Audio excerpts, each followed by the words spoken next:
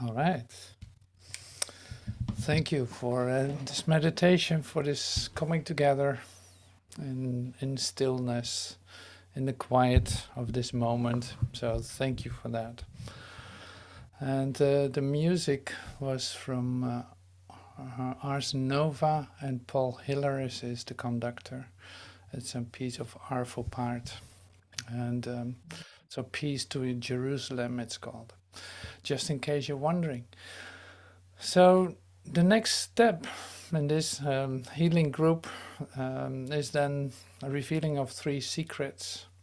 And you say, like, why would you, what is so secret about this? And that's a really good question. It's like, what is so secret about this? I say the whole idea of mystical I, or the whole idea of I, in fact, is beyond understanding and beyond perception. So that's why it's a secret. It comes down to that, It's like, that's why it's a secret. It's a secret in the human concept of yourself, or the human associative thinking. It is a secret in there. Like it is not describable. You cannot put words to it. So that's why the revealing of the secrets is more like an getting ready to have something revealed to you. And so receptivity is very important in this, like receptivity.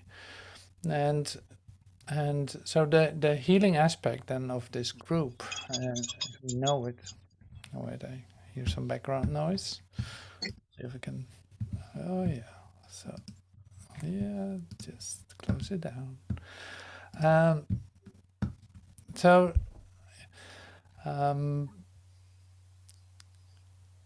the healing aspect of this, you say, like, okay, why is it not just a tape group? Like, well, we are, say, certainly listening to a tape, if you want. So you can call it a tape group. That's fine with me. But the healing aspect of this coming together of us is, in fact, you come to the place where you're ready to receive something that you haven't received before for yourself. And that always takes place, say, in your withinness. So it's not suddenly I can mentally get what you're saying, or like conceptually I got it. That would be of no use, in fact. So here is immediately the opportunity to go deeper inside yourself, and so deeper inside yourself, like we practiced in the meditation, and seeing that that is the place to receive it. That is where you say experience what it actually is. See, I'm already like making it a little mystical now. Like it sounds a little misty already. So I cannot help that. So what I'm going to transfer in as an idea in the next 20 minutes or 25 will have everything to do with that. So that's I'm telling you this so you prepare, in fact, to receive this in a whole different way than you would listen to anyone saying anything. Like, this is really a meeting place that we're actually recognizing ourselves in, and wanting to have the veil, so to speak, have the veil be lifted. So there's a discovering going on. And you do that discovery with your whole being, instead of just with your ears or with your eyes or with your who knows what senses. So this is good to realize when listening to this, when listening to the secrets that are being revealed. So I said, like, I have made an also like a sheet for that. So I'm going to share it with you because it's so practical. So here they are. Now I gotta give that to you. So, starting with secret 1. Yeah.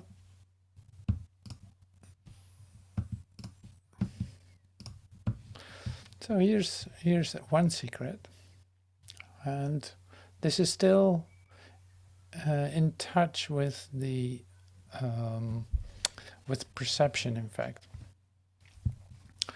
all error, because Joel is really in this tape, he will really talk a lot about error, like the nature of error. All error is hypnotism, suggestion that comes out of the blue, like it has no meat to it, it has no reality, but it is an error. It's a hypnotic error, so to speak. Okay, so I think this is suggestion that comes out of the blue. Well, we'll come back to that too, where it really comes from and how that works. But so the thing then here is the nature of error, as Joel describes it in this talk, is like you get so much information. You get so much information in between the lines, subliminal communication, and it's full of it. We talked about that another day too. It's like there's so much information coming at you in between the videos that you watch, in between the messages that you get. There's always like information too. Now, I'm not going to make that all real in a sense. So it's like you could put it on one pile saying like, okay, that's perception. You know, it's full of that. It is perception. It is something. It's mesmeric. It has no reality to it whatsoever. It is just a reflection of ideas, like ideas I have. It's a reflection of that. Like I'm seeing a hologram full of ideas, and it seems to give me information while it's absolutely fake. Like it's continuous fake news the whole day long, in fact. So not only the fake news is fake, but all the other news too.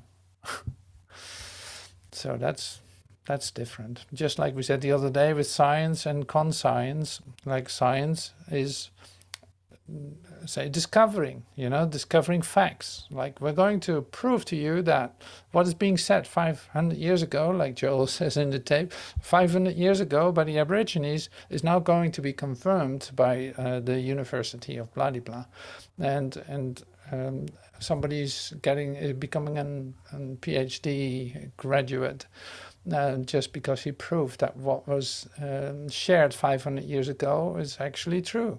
And it's news. It's news. So fake news, of course, yes. So these science, conscience, is then what we, starting to distinguish, in fact. So there's a task for you. It's like one of the principles of the infinite way is then the nature of error, discovering the nature of error. That is, Joel says, I haven't been teaching about that too much. Like I should have done that more. And so having to contemplate that for myself, I think like I put so much effort, in fact, in that. So much effort in looking at the way that you are thinking, the way that you're thinking, and the way that is being undone. Like with the whole of the mind training of Course in Miracles, it is what you do. Like you check literally the nature of error. Like you got to see the error so it can dissipate, it can disappear. You got to see it, what you believe, how your mental sphere is working in order to let it go, to see right through it. And so Joel did that too, but he said I could have done that more because there's a lot to discover in terms of apparently, this is what he says too, like it's apparently that his students didn't get that much about it, like they didn't get it, what he shared. Well, it might always look like that, I don't know, but so the beautiful thing then with the secrets that are being revealed today is just, this is one of them. It's like step by step you see, no, that's not it. Well, there's something else. And how that works, how that can come to you is by this recognition of what is not true. you start to create space for something new to come to you.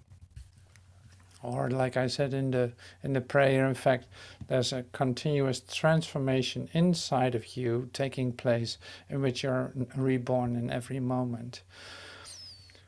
So that that brings me to the next point too, and you might not pick it up immediately, but it is really beautiful too.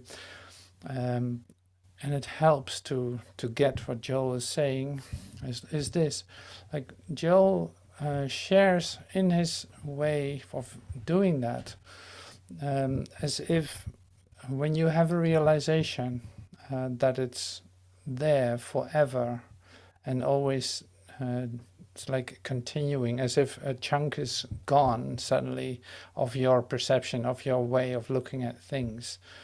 And in a certain sense that is true. If you find yourself in the same, say, state of consciousness, but that shifts, that changes, which is perfectly all right too. So what I'm actually trying to convey here is this. It's like when you have a realization of something that speaks to you, that you actually recognize as the truth because you feel it from the inside, that is a, say, momentary experience of that.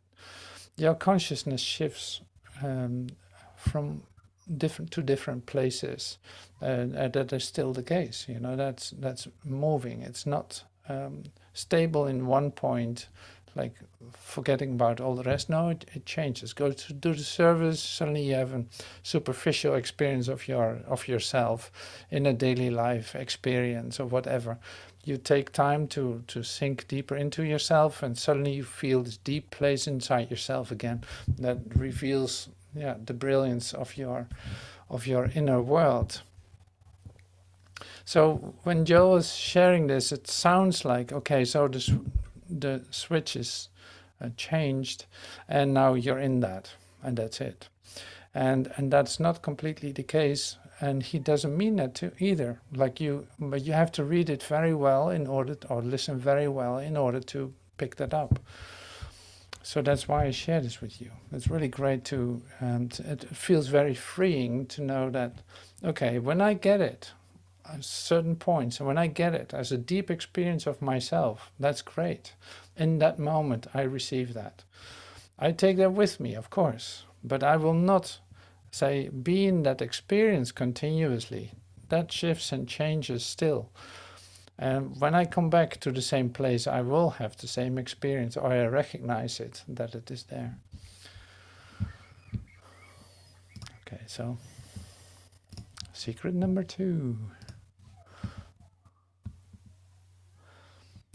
Oh yeah, this is a lovely one too. He's talking about malpractice and all this. So secret 2, nobody can malpractice except through your fear. So malpractice, what is that? And what happens? Nobody can malpractice except through your fear. That's secret number 2. Nobody can malpractice except through your fear. So a whole different way of formulating this, which is turning it upside down again, is helpful though, is this. It's like all, you could say, like, fear creates situations that are not real. We said it the other day too. When it isn't perfect love, it is fear. So perfect love just shines its light, like it's your emission of light, love, joy, extension, all that. But when there's a moment in which you contract, in which you listen to fear, when you allow fear to come up into yourself, into your consciousness, that in fact creates situations that are not real. One could be like sickness, one could be terrible information, things that people have done to you. So all this is perception, of course, like all this is getting yourself into situations where you actually discover something is done to me, like I've been tricked, I've been done this and this and this. So, or I'm not feeling well, I have to, yeah, this is not what I was looking for, it still is happening to me. You know, so that's, you literally create that yourself in a sense, like in your bubble, in your, say, secluded bubble of yourself. So this thing is really good to recognize. So when it's perfect love, we've practiced this. Like when it's perfect love, no questions, no questions. There's only that. There's nothing else. There's no trick. There's no malpractice. There's no sickness. There's no limitation. There's not anything else going on. When I don't experience perfect love, I fall into an, say, limited vision, a limited perspective on myself and the world and my brother, that literally, like, out of the blue, because it's the nature of error, it comes out of the blue, creates situations that are struggle, difficulties. What next? I don't know what to do with that anymore. The system, so many times it happened. I don't have that. I don't have that. I'm so afraid. I don't know what to do with that. Like lack, limitation, sickness, and all these forms of mesmerism that we know. So they literally, the source of it is fear, not anything else. And fear doesn't exist. Like perfect love casts out fear. Fear is literally gone when you are in an experience of perfect love. But that is the only thing that can heal it, you know. It's like that is the only thing that can restore your sanity, that can bring you back to the core of your being, the recognition of your connectedness, your communion. You know, in your communion, in your experience of direct communication with God, or entering into a deep silence, what can possibly threaten you, or what can possibly be lacking, what can possibly hurt, and all this, you know. So this is such an incredible, in fact, like a healing principle. It's unbelievable. So that's another beautiful one. But we have more. Unbelievable. Look at in one talk what is in there. That was just like one paragraph probably. It's unbelievable. So we're still referring to the world a little bit. World mesmerism is not a power. No. The only power there is I. I in the midst of me, God. The Spirit of God is the only power. World mesmerism is not a power. The only power there is I. I in the midst of me, God. The Spirit of God is in me. In me is the only power. So you don't have to learn this by heart. Like I said, it is a secret. So it's something that you're going to have be revealed to you, and it makes total sense in your experience of yourself. Like it makes total sense. The only power there is I in the midst of me, God, the Spirit of God. So it's like the Trinity that we're referring to here.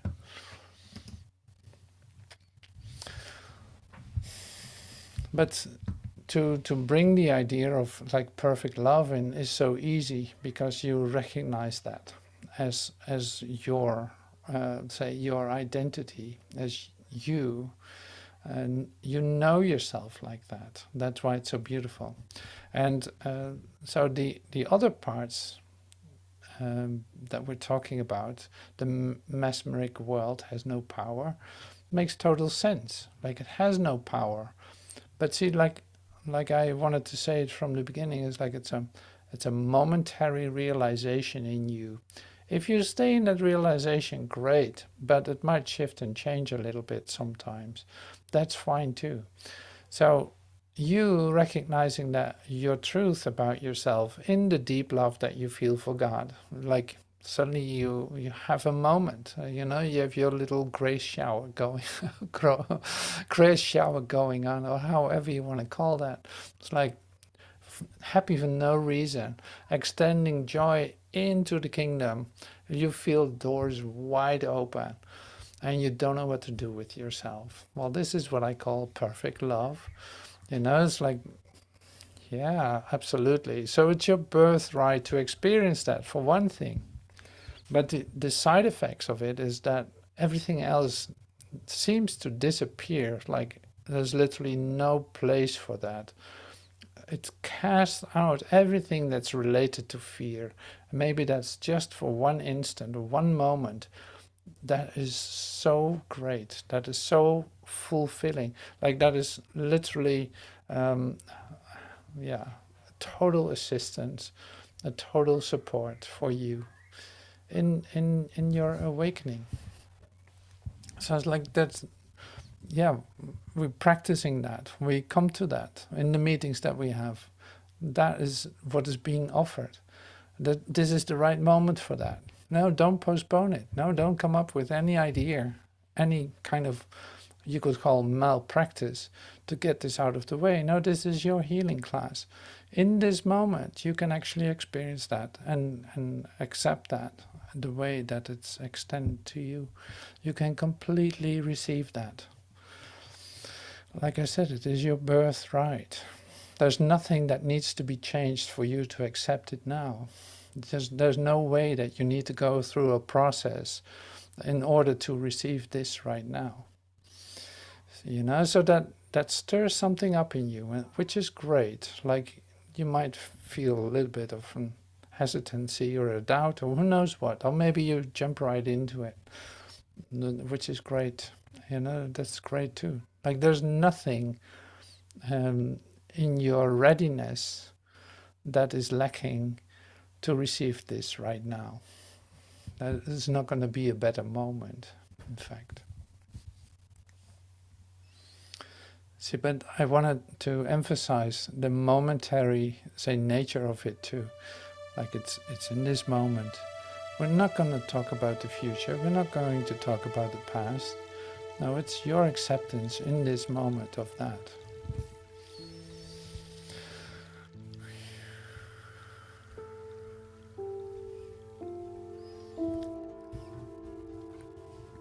We're doing pretty good. All right, so I'm going to play a song now, and we have a break.